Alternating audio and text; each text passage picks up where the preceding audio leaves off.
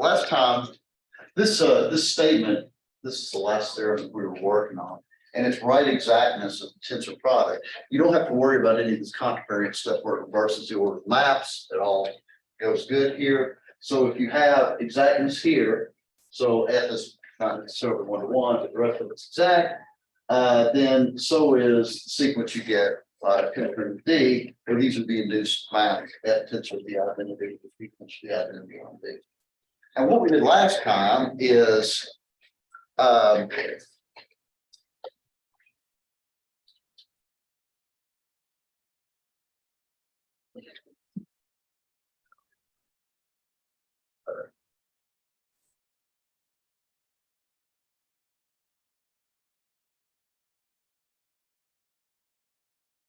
tensor 1 is onto and image of F tensor 1 is contained in the kernel of G tensor 1. So all that remains, of course, is to show. So kernel of G tensor 1 is contained in the image of F tensor. And we're going to do this by constructing a homomorphism in two directions to verify that we get what we want here. So what we're going to do first is we first consider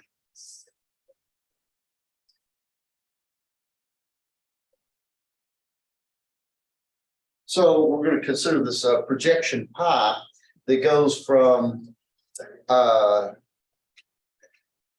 B tensor D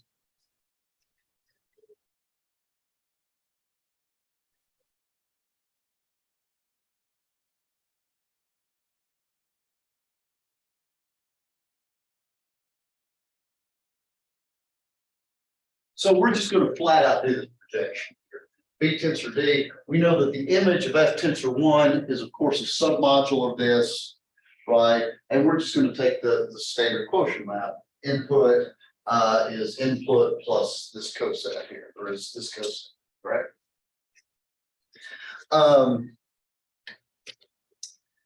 This induces a homomorphism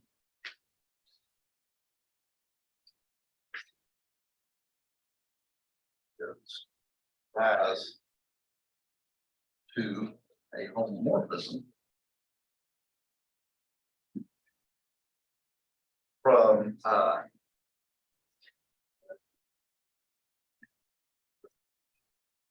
actually I want to go from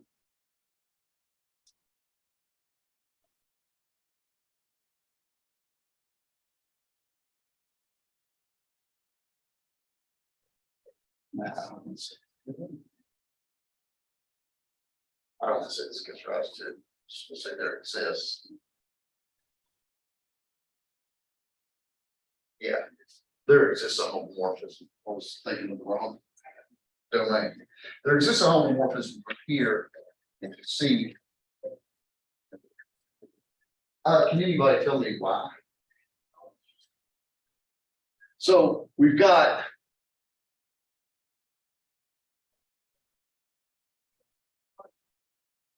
this for sure.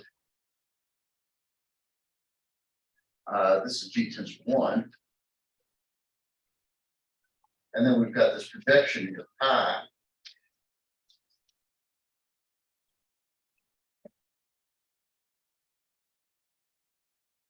So how is it that I get a map from here to here? Or why is it that I do?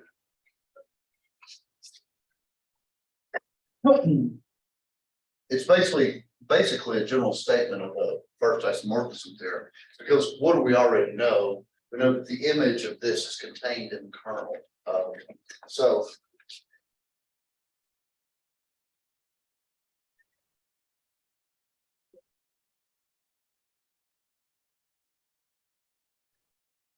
and so, yes, morphism theorem gives us this. We can continue this since the image is contained in the kernel. This natural map is going to be well defined. And I'm going to tell you how this works.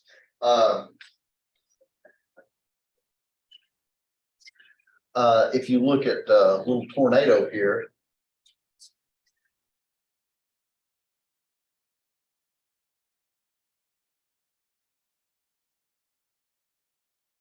so if you start with B tensor D here, and you project it here, you get the same thing as just going across. This is G of B tensor D.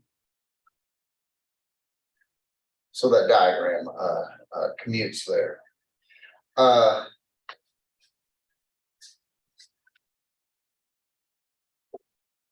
It will suffice to show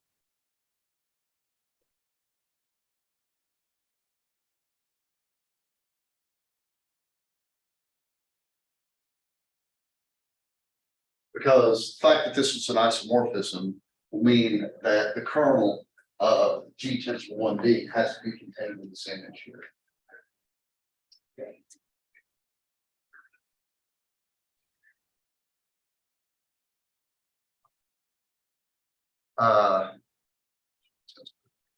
One D.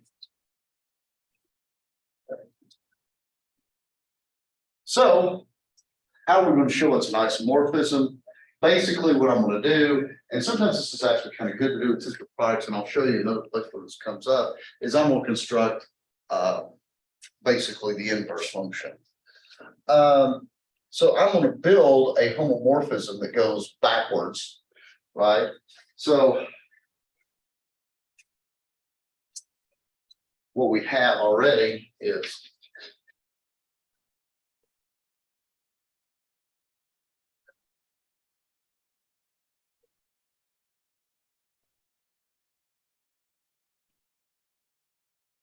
this goes to C tensor D.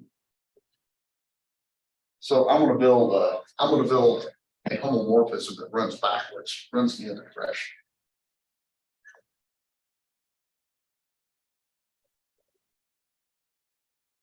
Okay, and I'm going to use this mapping property of the tensor product to lift a bilinear map, which is almost always my strategy when I try to find homomorphisms that involve the tensor product. So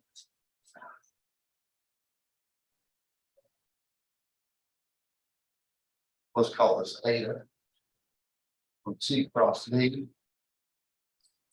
into B tensor.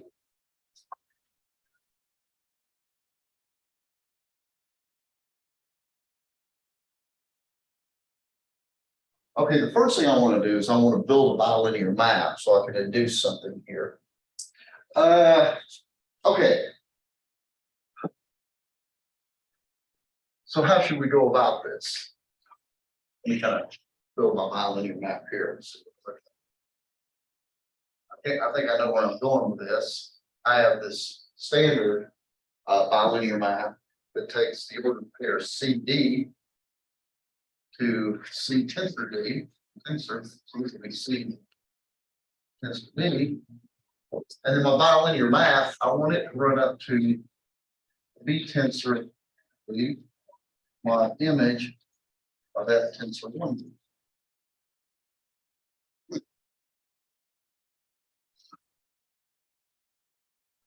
So, how am I going to do that? Right. So the question for right now is, how do I do my eta here? So, I'll see. Any guesses? Should do it here.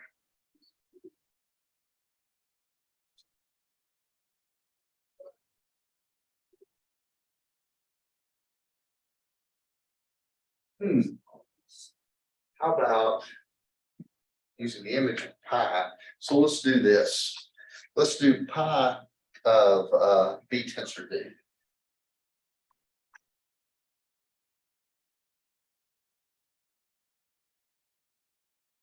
Now, let's see, what do I know? I know what pi is, right? Pi takes something B tensor. So this makes sense, right? Because I put in a tensor here. So pi is going to do something to it and it's going to take it here, which is what I want. And I know what D is. D comes from here. What do you suppose I should let D be?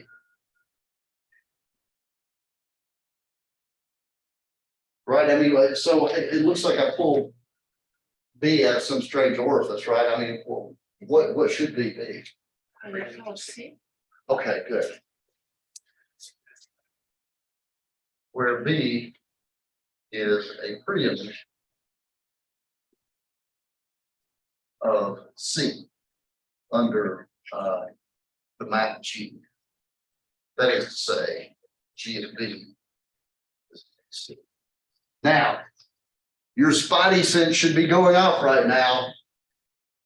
All right. So what is there to worry about here? Right. This could be problematic, couldn't it? Right, because my choice of B is not unique, right? There might be, in fact, I expect there to be infinitely many choices, right? And it better be giving me the same output. So let's check that out. And once we check this out, the bilinearity is going to be pretty easy. Let's suppose B1 and B are both preimages of C.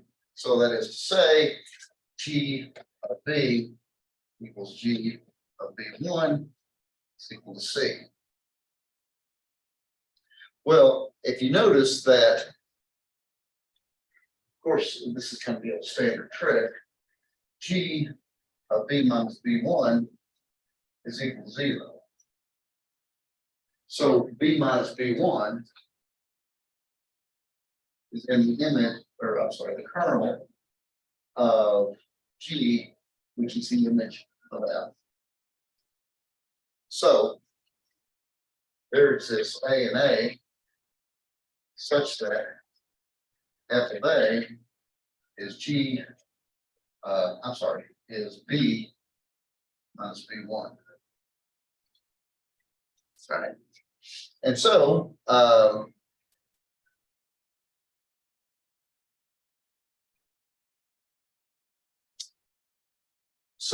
we have F of A as B minus B1. So since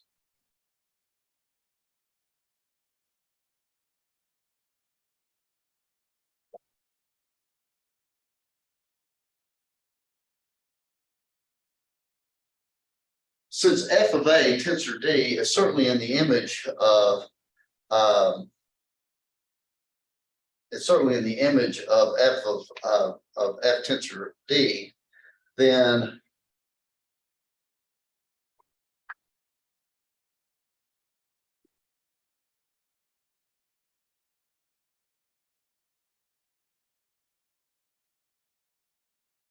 pi is equal to 0. Because remember pi, so let me remind you, of course, pi is the projection line here.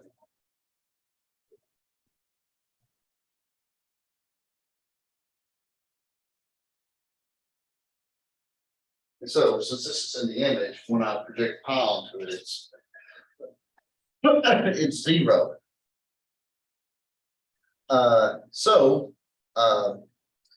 Pi of B tensor D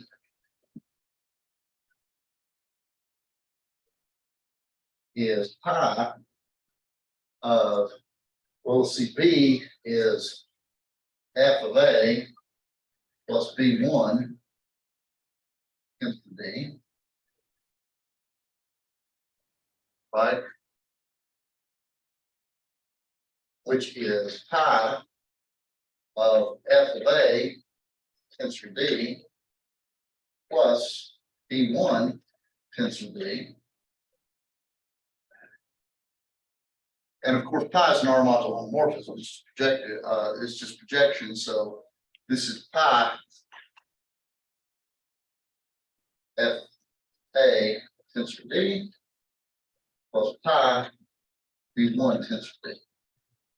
And this, of course, we've said is 0.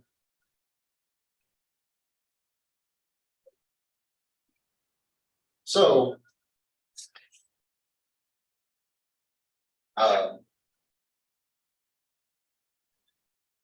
this is well defined.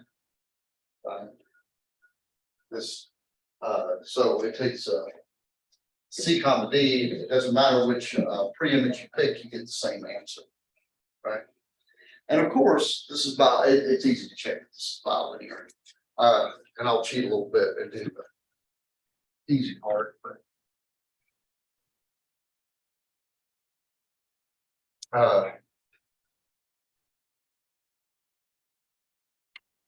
maybe I should call this something. G of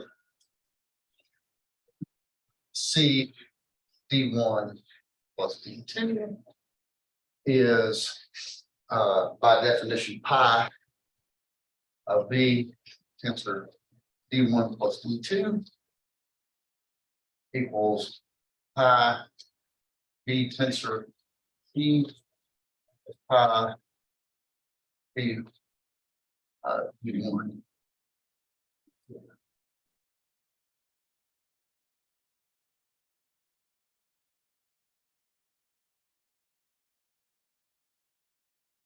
It's a little bit more difficult in the first variable because you're dealing with pre-images, but it's not that much harder.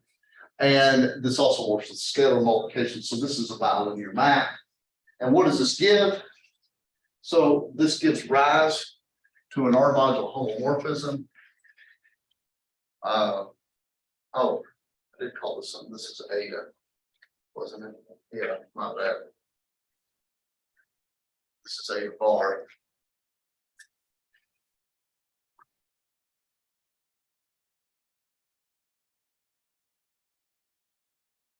Okay, so now we've got eta bar, a unique eta bar from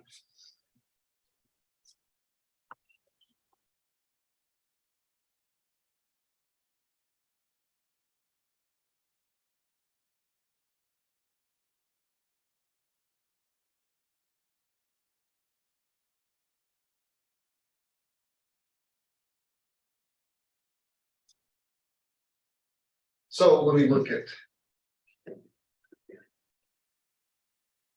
couple things here. And let me remind you, we have this guy from B tensor B.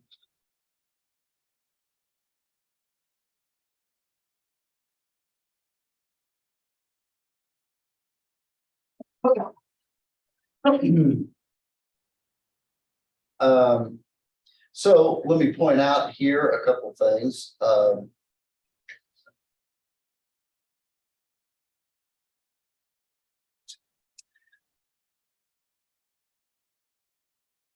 Let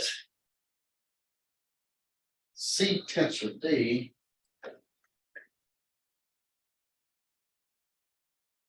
generator of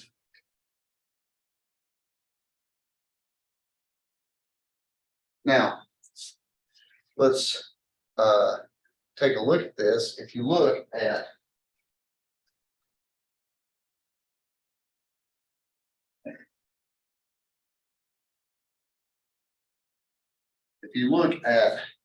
that composition there, this is the same thing as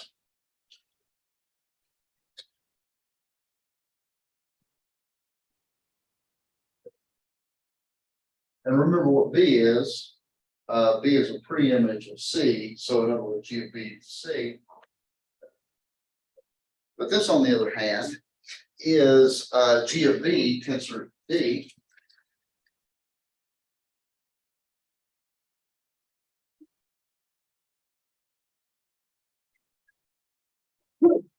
Because of the way that tornado works here, which is C tensor D. So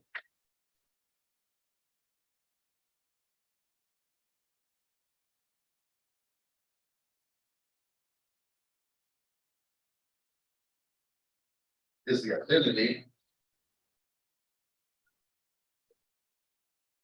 on every tensor.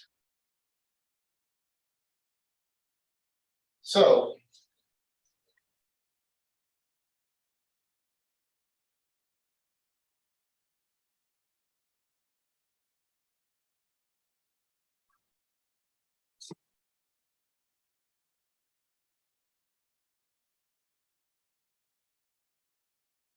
and similarly,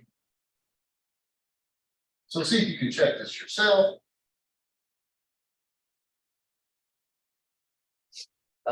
This is the identity on the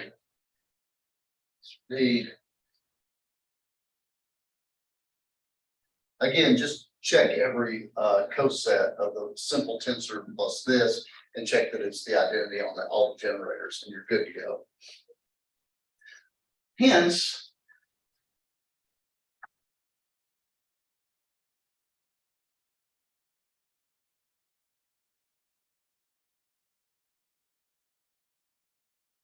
so right, this in fact shows that it's onto, and this shows it's 1-to-1. So the kernel of G tensor 1D and the image of F tensor. And that gives the last part of the exactness. Okay, any questions on that?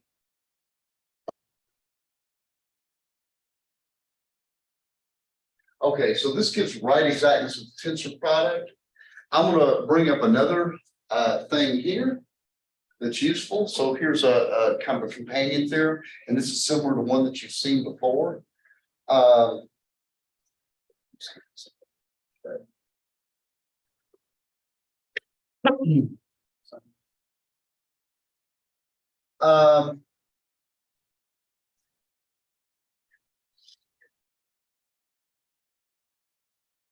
There.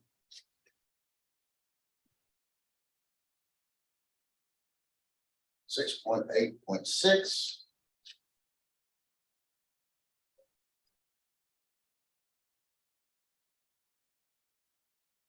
If 0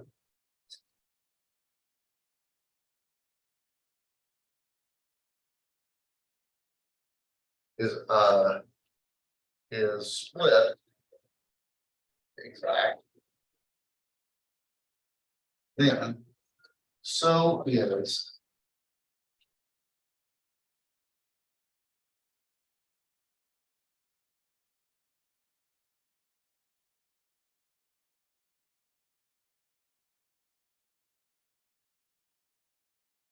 and this is tensor 1.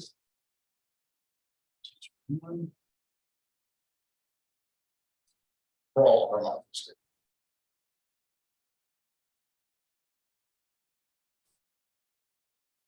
So we get the same sort of thing that we did with COM as well, because what this says is it's not necessarily true that if you have a short exact sequence, then the tensored sequence will be short exact anymore. However, if it's split exact, then the tensored sequence is split exact as well.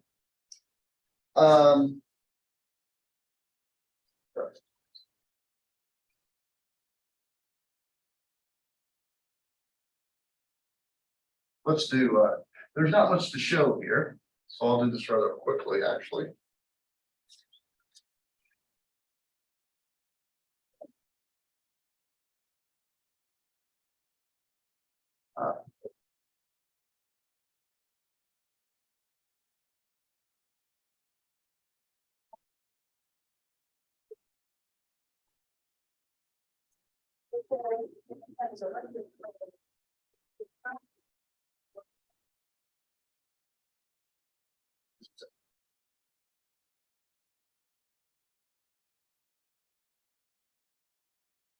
We already know from the previous theorem that that piece of it is already exact. So what do we need? Well, I guess we need a couple things. We need 1-to-1 of F tensor 1, and we need actually one of those two maps, either F tensor 1 and G tensor 1, to split. Well, I can do this all in one step here.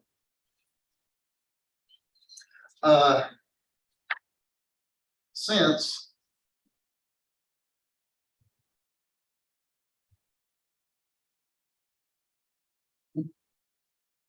splits, there exists a K and B to A such that when you do F and you do K, you get the identity on A. Everybody okay with that? Now I claim that K tensor 1D composition, that tensor 1D is the identity.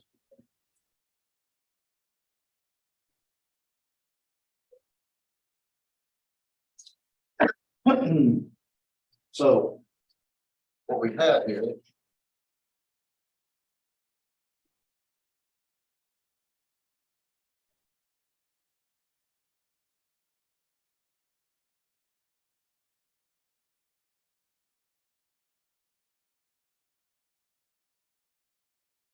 we certainly have an induced map going back here, right? And this will be similar to kind of the proof we did last time. Notice that if you have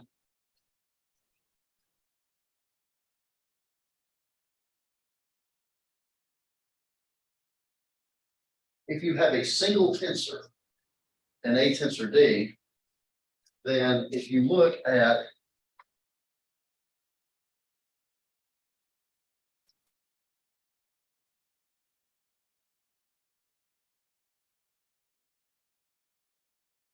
this is K tensor 1D of F of A tensor B. Then apply it again, and this is KF A tensor B, which is A tensor B.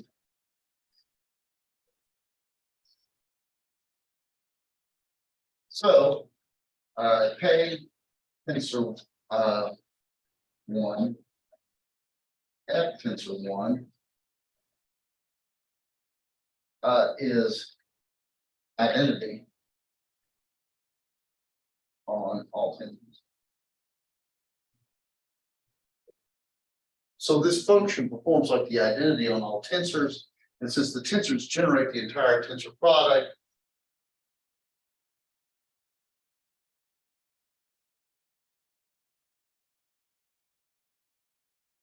this is the identity on A tensor. So this splits, and bonus, since this thing, this composition here, F tensor 1, then K tensor 1, since this is the identity here, so in particular it's 1 to 1, that means that this is 1 to 1, and this is the splitting, so it's split exact. Okay, any questions?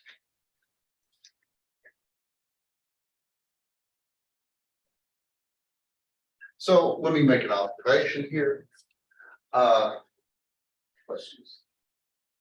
Here's a quick observation.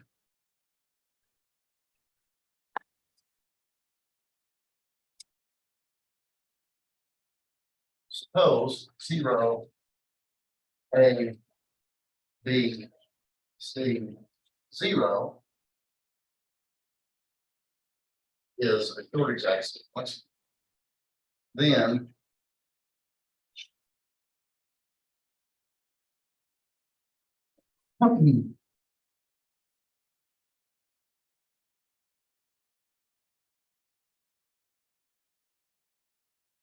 is a short exact sequence.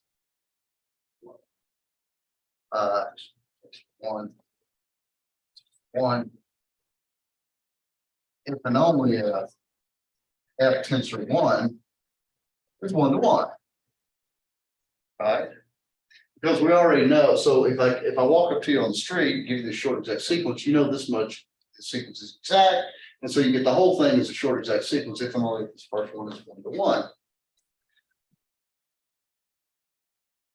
So the question is, can anybody think of a 1-to-1 homomorphism that's no longer 1-to-1 when you tensor it with some module?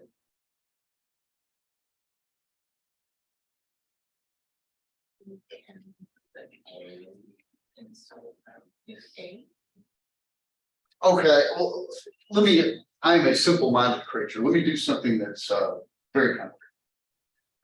Consider the sequence right here.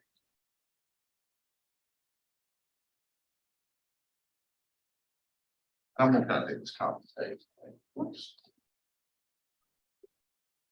Now I'm gonna write, just so I can distinguish my elements a little bit, I'm gonna write Z2 this way. And I'm gonna write Z4 this way. I'm gonna put stars on this.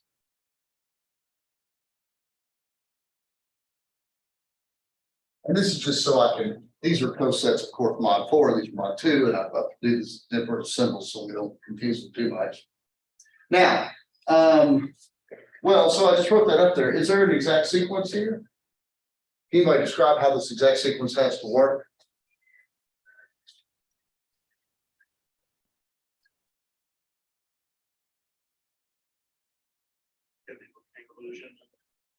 Right.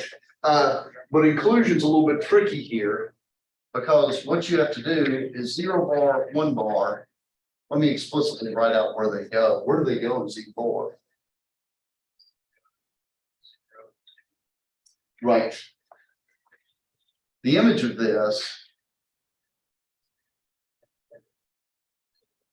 right? I mean, I'm thinking of these as Z modules, so just abelian groups to make it very simple for me, right?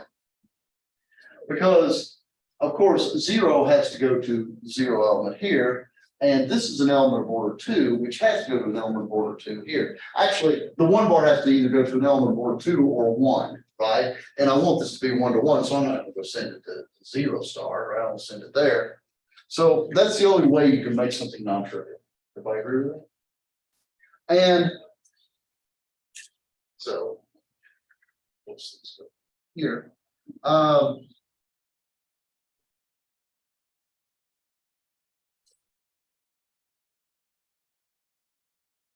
Now I want this to project on the C2. How do you suppose that this works? I mean, and keep in mind, I want to make this exact, right? So, oh, let's see here. So let's go to 0 bar, 1 bar here. Oh, I bet this has to go here, and I bet this has to go here, and I bet these two have to go here. And that's, again, that's just reduction mod 2, right? I took sort of the odd cosets to the 1 bar and the even cosets to the 0 bar. And this is basically what you're doing is you're modding out by the subgroup generated by 2 in that middle group. Notice it's easy to check that the image of this is exactly equal to the kernel of this. This is clearly onto, this is clearly 1-to-1. This is a short exact sequence. It doesn't split.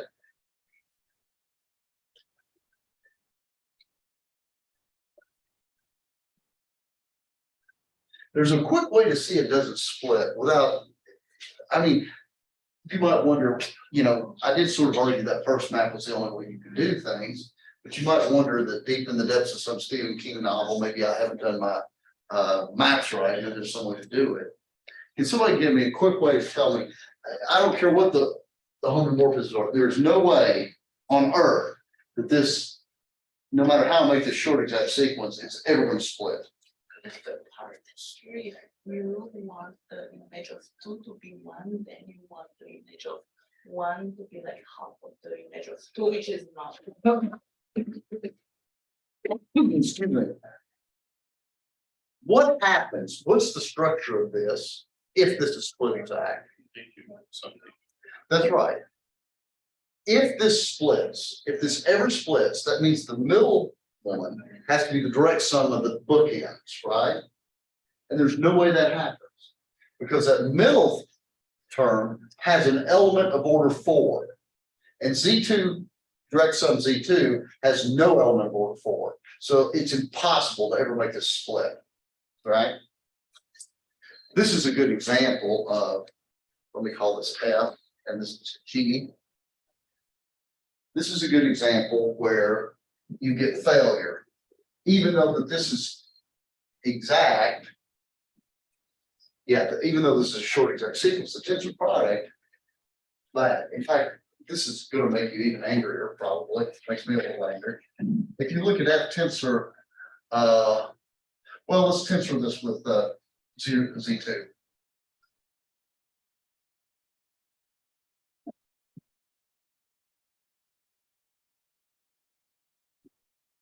Well, the tensor was Z.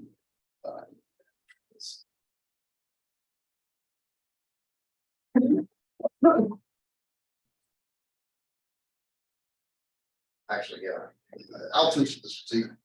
Actually,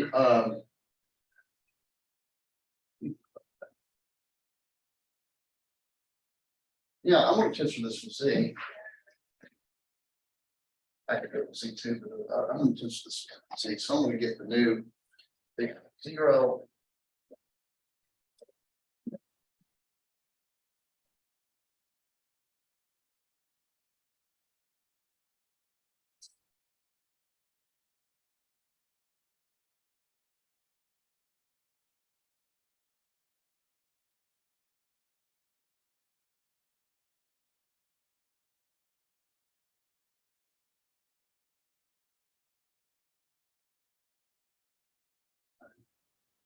Now I'm going to do this.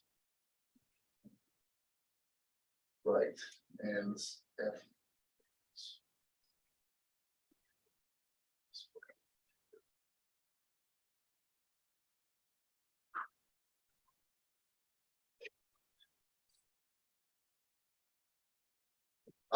Actually, let me see if this works here. So I want to look at F.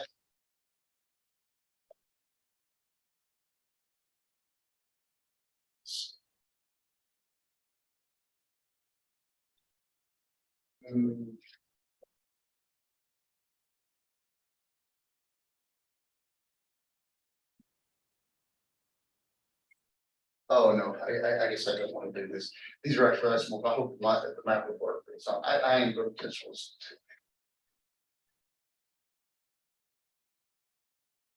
Open C. To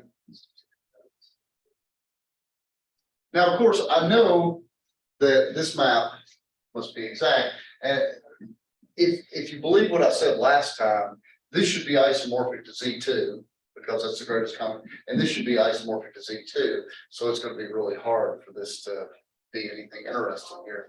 But let's actually see how the map works. I claim that F tensor 1 on Z2 is the 0 map. Not only will this fail to be 1-to-1, it's the 0 map, right? Which is even worse, right? Let's verify that.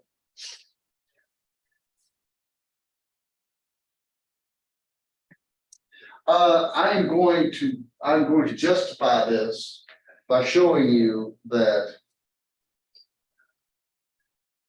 So to justify my claim, F of actually F tensor 1Z.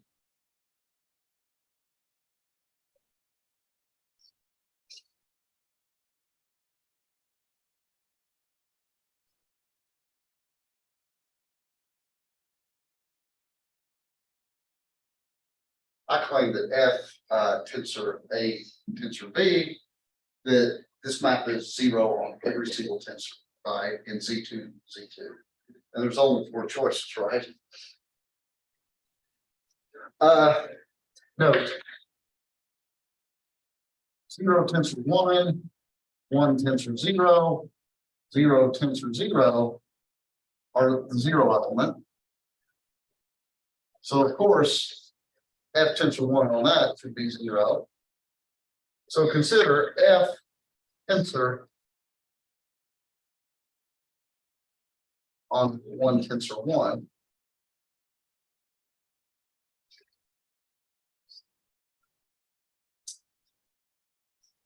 Well, what does this do? This is F of one tensor one. Everybody agree with that? And remember, this is an element in Z4.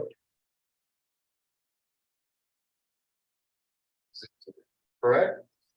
And in fact, what is F of one? I should put one bars here. This is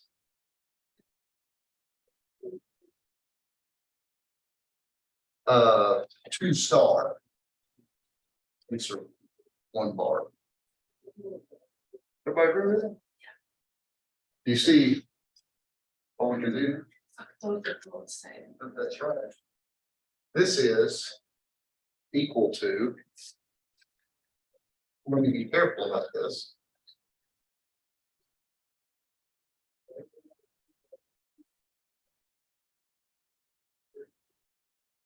Which is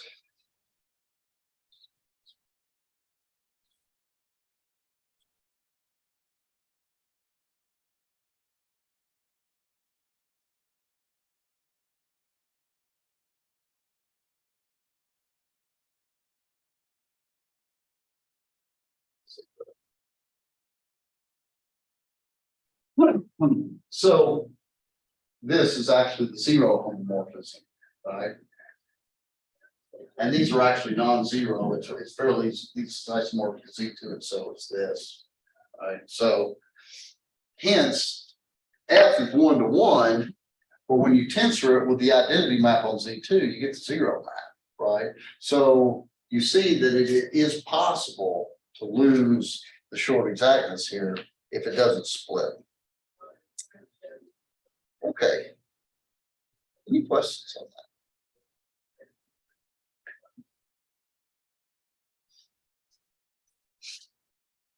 Right. Okay, this will appear actually, the full proof of this will appear, or the full exercise of this will appear on your next homework. I'm going to give you a very important theorem here, though. 6, 8, 8.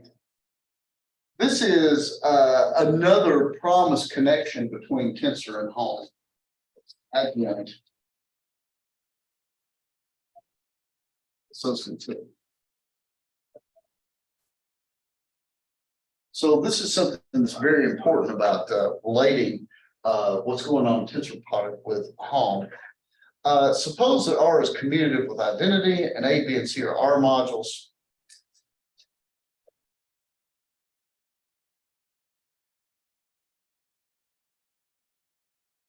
Actually, adjoint associativity does generalize, but I'm going to go with it beyond this a little bit.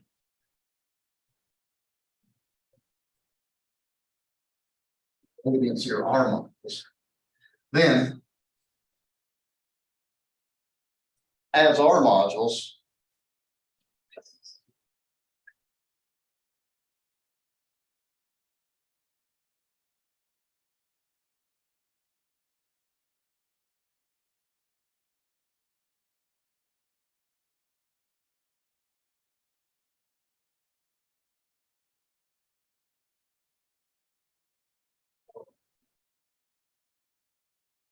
the homomorphisms from A tensor B to C are naturally actually isomorphic. The homomorphism from A to the homomorphism from B to C. That's a little bit much to wrap the old noggin around, I think. I'm not going to prove this because it's a homework exercise. I'll give you kind of a little hint, sort of a kind of a previous hint. The way I would show these isomorphisms are, I would build homomorphisms here in both directions and show that the composition here is the identity and the composition here is the identity, right? that's a good strategy here.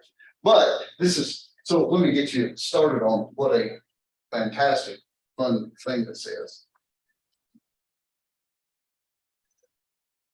Let's try to define this, just kind of.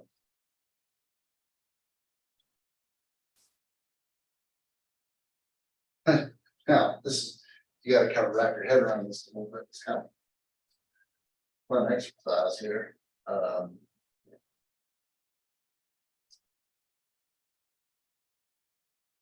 Okay, so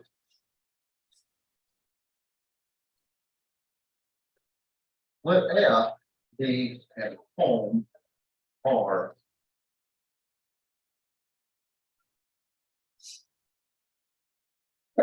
So that is to say, F is some homomorphism.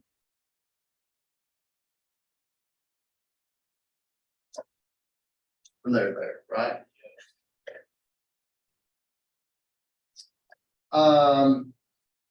Now.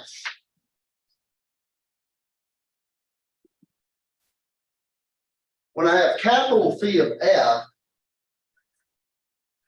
if I'm reading this right, that should be a homomorphism from A to the homomorphism from B to C, right? So this thing right here is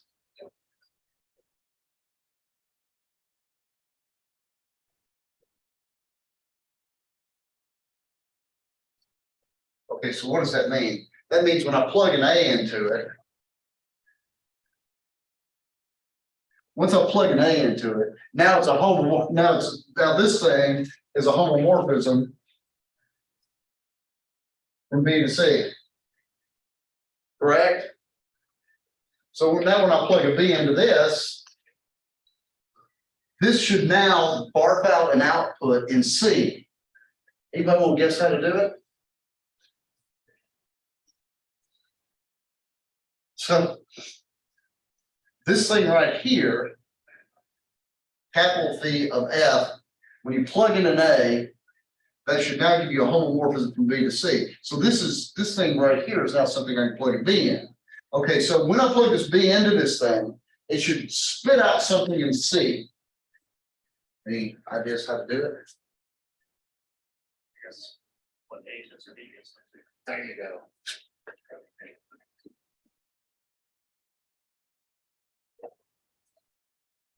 Right. And notice when you replace B by B1 plus B2, this does exactly what you want to do and so forth, right? So this is basically what you're doing is you're stepping up the homomorphisms from A to homomorphism from B to C. This is a connection between I won't do the math in the other direction. See if you can actually I think the math in the other direction is a little bit easier. Maybe it's a matter of opinion, I guess. But that's the way that the frontward homomorphism should work. Okay, any questions? Let me give you one more theory, perhaps, that we'll get to probably next time.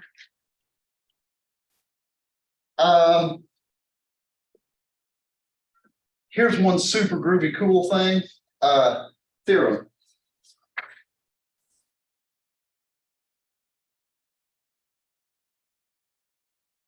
Let's let A, AI, B, B, J be art modules.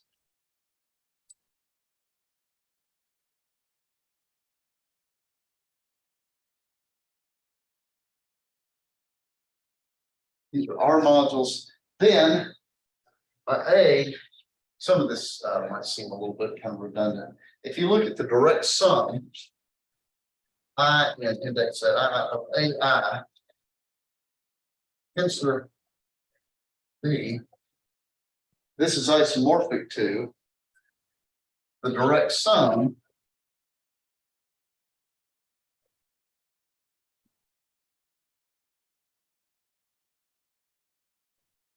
and B, if you look at A, tensor, the direct sum, this is the direct sum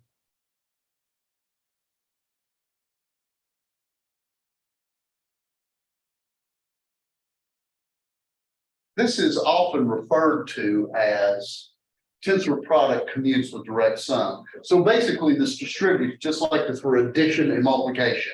That's essentially what this is. I mean, these are symbols, but you think of this as, this is the distribution of the sum. Let me give you a quick corollary to this. And you can think about how you improve this and what the connection is when we go through this next time. Corollary.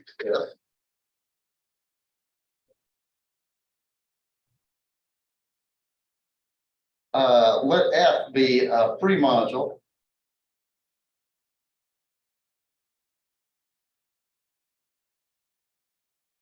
on X.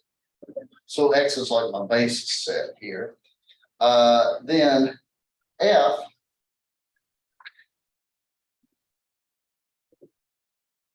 so if you tensor a free module with F, this is the direct sum of I in X of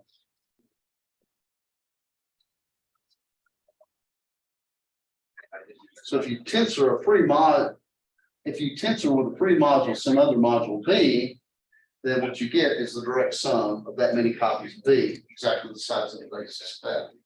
So think about why that might be true, and we'll pick that up next time. Any questions? Any questions on this for now? All right, well, y'all have a good one, and we will see you by Wednesday.